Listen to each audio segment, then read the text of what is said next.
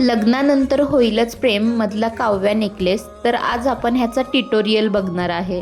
तर मग सर्वात पहिल्यांदा घेतलेला आहे चंद्रा, ड्रॉप पेंडन, लोरियल, मोती chain, nose plier cutter, jump ring. मग आता आपल्याला 2 चंद्रा घ्यायचा आहे, त्याला 0.3 mm च्या वायरने अटॅच करून घ्यायचं आहे।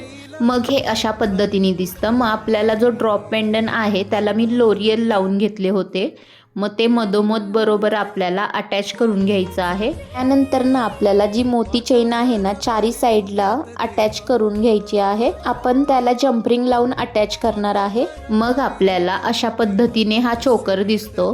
मग आपल्याला एका साईडला जम्परिंग आणि दुसऱ्या साईडला फिश लॉक असं अटॅच करून घ्यायचं आहे।